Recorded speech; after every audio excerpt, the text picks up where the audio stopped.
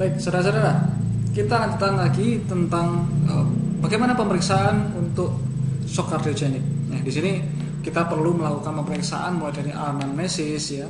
Anamnesis, kita tanya secara langsung gimana keluhannya, kita tanyakan mungkin kepada pasiennya, kalau bisa bicara, kemudian mungkin juga kita bisa tanyakan ke keluarganya. Kemudian kita lakukan pemeriksaan fisik ya, secara pemeriksaan fisik, head to toe ya, dan kemudian kita juga perlu melakukan pemeriksaan penunjang ya, laboratorium ya, mungkin foto ronsen, X-ray, atau juga yang lain ya, EKG dan sebagainya. Oke, kita akan perjelas satu persatu. Anamnesis ini ya, kita perlu lakukan tentunya ya, untuk mengetahui data-data subjektif gimana kondisi pasien terkait dengan penyakitnya, mungkin riwayat sebelumnya, mungkin keluhannya saat ini dan sebagainya. Nah, kemudian kita juga bisa tanyakan tentang bagaimana kesadaran ke keluarga pasiennya, adakah penurunan kesadaran ya sebelumnya. Kemudian bagaimana terkait dengan diuresis. Apa itu diuresis? Diuresis berkaitan dengan perkemihan ya. Kenapa demikian? Perlu kita tanyakan. Ini berkaitan erat dengan proses perfusi ke area ginjal ya. Pada ketika perfusi ke area ginjal berjalan dengan baik, berjalan maksimal, maka tentu diuresis akan normal juga. Ya, kalau misalkan perfusi ke area ginjal tidak berjalan maksimal, tentu tidak, sangat sedikit sekali atau tidak ada produksi urin. Kemudian bisa juga disertai dengan keringat dingin, ya, mungkin selama di rumah atau selama perjalanan begitu, terkait dengan ini. Kemudian nadi lemah, ya, bisa jadi pasien ini selama di rumah, selama mengalami gejala serangan, ya, mungkin di rumah oleh keluarganya juga diperiksa bagaimana nadinya. Oke, berikutnya adalah tentang pemeriksaan fisik ya. Kita perlu melakukan pemeriksaan fisik, dan apa saja yang mengarah ke shock kardiogenik. Antara lain adalah ini terkait dengan hipoperfusi ya. Penurunan perfusi ya, perfusi aliran suplai darah cairan ke jaringan ya. Jadi ada terkait dengan tanda-tanda penurunan perfusi. Apa itu saja? Misalkan perabaan ekstremitas dingin ya, ketika dipegang pada telapak tangannya ya, atau ujung kakinya ya, bagaimana hangat atau dingin, ini menandakan perfusi ke area perifer. Kemudian terkait dengan takikardi ya, adakah peningkatan denyut jantung. Anda harus juga tahu berapa normalnya denyut jantung normal ya. Ya, kita tahu bersama 60 sampai dengan 100 adalah normal nadi. Di atas itu ya berkaitan dengan kardi.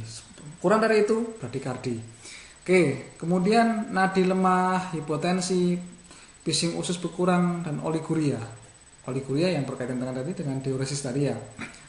Oliguri ya, oliguri penurunan produksi urin. Atau produksi urin yang sedikit. Kemudian terdapat tanda-tanda peningkatan preload seperti JVP ya. Apa itu JVP? Jugular venous pressure ya, peningkatan pada tekanan vena jugularis di sini ya, meningkat. Ya, ini biasanya berkaitan dengan gagal jantung pada sebelah kanan. Kemudian profil hemodinamik basah dingin ya, terkait dengan bagaimana sirkulasi pasien itu ya. Pasien yang perfusinya kurang baik, maka tentu dia akan aliran darah ke perifer juga sedikit, akan terasa dingin, lembab gitu. Kemudian pemeriksaan penunjang ya, perlu juga dilakukan supaya bisa memperkuat diagnosis. Nah, apa saja yang bisa dilakukan? Ada EKG, ekokardiografi, pemantauan hemodinamik, baik itu invasif maupun non invasif. Kemudian ada pemeriksaan analisa gas darah dan atau laktat. Ya. Oke, EKG ya, seperti kita ketahui bahwa elektrokardiografi untuk merekam kelistrikan pada jantung. Di sini bisa melihat bagaimana fungsi jantung itu gitu.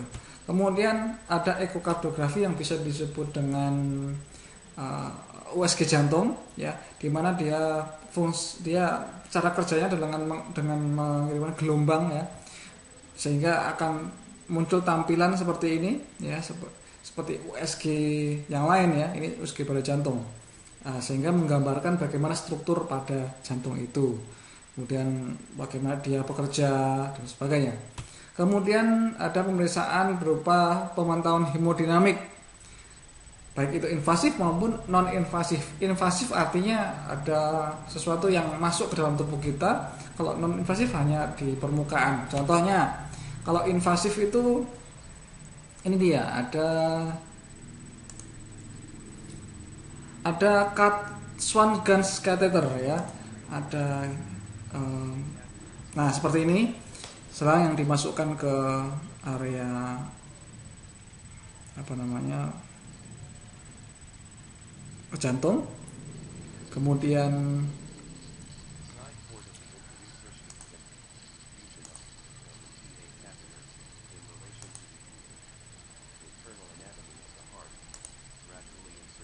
oke, ada selang untuk proses pemantauan nih, pemantauan bagaimana hemodinamik pada pasien tersebut. Nah, dari sini akan bisa terbaca melalui monitor ya, untuk melihat kondisi apa namanya, tekanan pada right ventricle ya, ventricle pada sebelah kanan, contohnya ini.